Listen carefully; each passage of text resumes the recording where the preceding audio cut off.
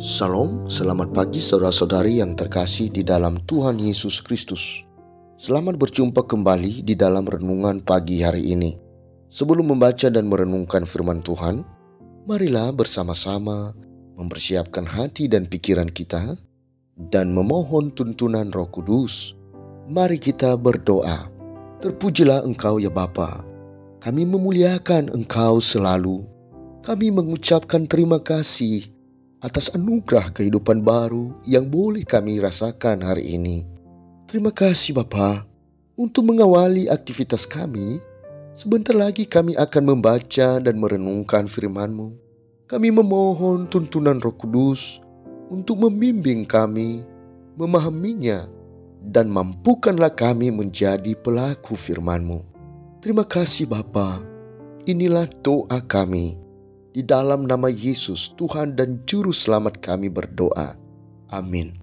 Saudara-saudari yang dikasihi Tuhan, renungan firman Tuhan pada pagi hari ini terambil dari Keluaran pasal 34 ayat 10 sampai ayat yang ke-17.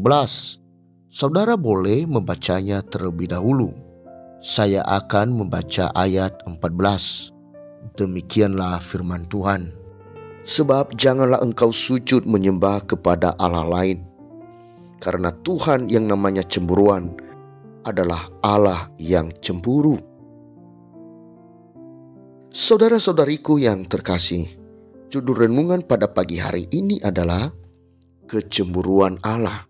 Saudara-saudari yang dikasihi Tuhan, pernahkah saudara memperhatikan seorang anak kecil yang marah kepada ayah atau ibunya karena lebih dekat atau lebih memperhatikan saudara atau anak lain dibandingkan dirinya? Anak tersebut marah karena cemburu. Manusia sebagai pribadi yang mempunyai pikiran, kehendak dan perasaan tidak terlepas dari sifat cemburu, dan respon akibat kecemburuan setiap manusia berbeda-beda. Ada respon yang kelihatan seperti anak kecil tadi, dan ada juga yang tidak kelihatan.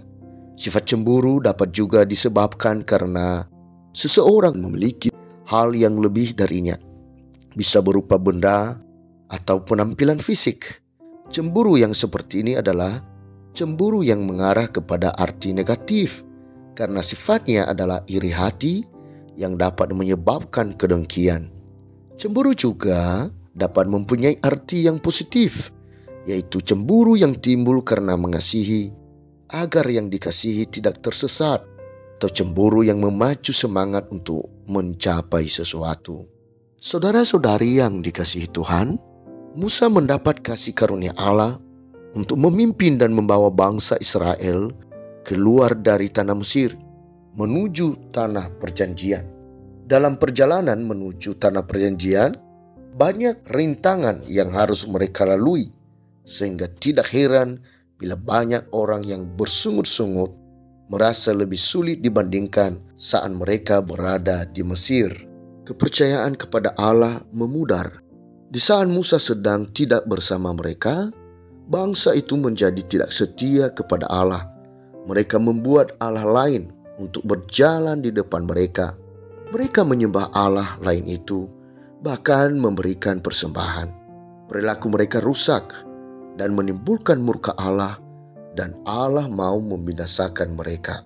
Saudara-saudari yang dikasihi Tuhan, sesungguhnya Allah sangat mengasihi bangsa Israel yang menjadi umat pilihannya, dan Ia terikat sumpah kepada Abraham, Ishak dan Israel.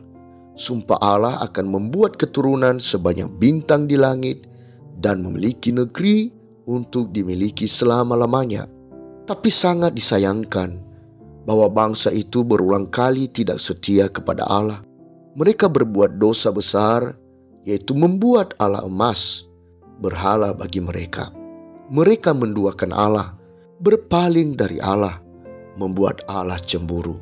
Saudara-saudari yang dikasihi Tuhan, yang diinginkan Allah adalah kesetiaan total, layaknya sebuah perkawinan rohani antara Allah dengan umat pilihannya. Allah tidak bertoleransi dengan kehadiran Allah-Allah lain di tengah umat pilihannya itu. Ia tidak mau diduakan. Saudara-saudari yang dikasihi Tuhan, bagaimanapun juga Allah adalah Allah yang setia.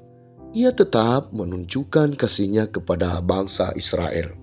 Dari ayat yang kita baca tadi, kita ketahui bahwa amarah Allah telah reda. Ia melupakan amarahnya. Hubungan yang tadinya renggang sudah mulai membaik, tetapi dengan tetap mengingatkan agar bangsa itu berjaga-jaga, kembali mematuhi perintah Allah, menghindari apa yang tidak boleh, karena kesemuanya itu bisa menjadikan umat jauh dari Allah.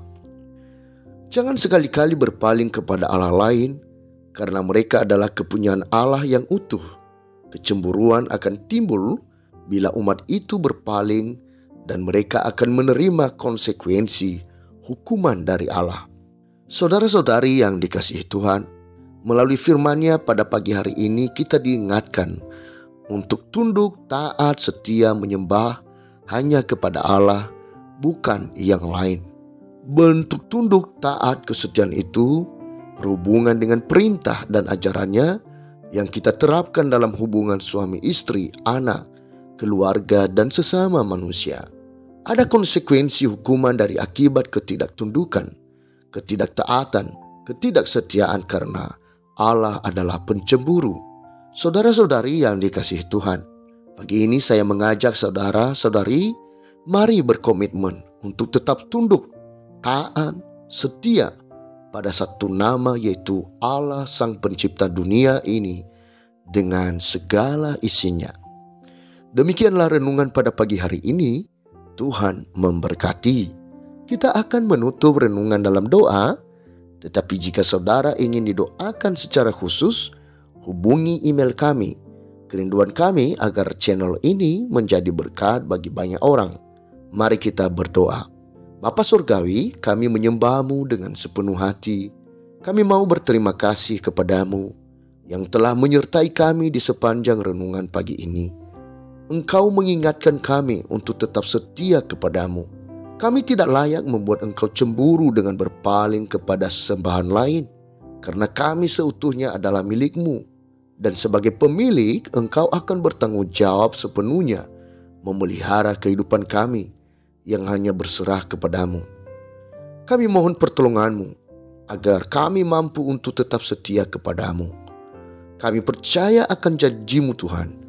Sebentar lagi kami akan melanjutkan aktivitas kami.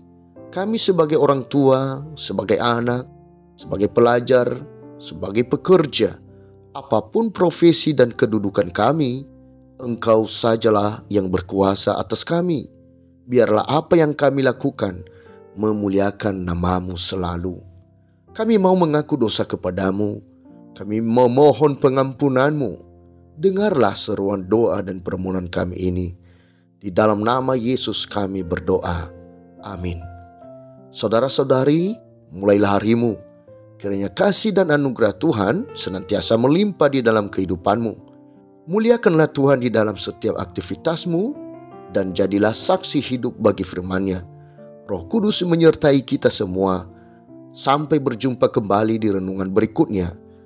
Tuhan Yesus memberkati.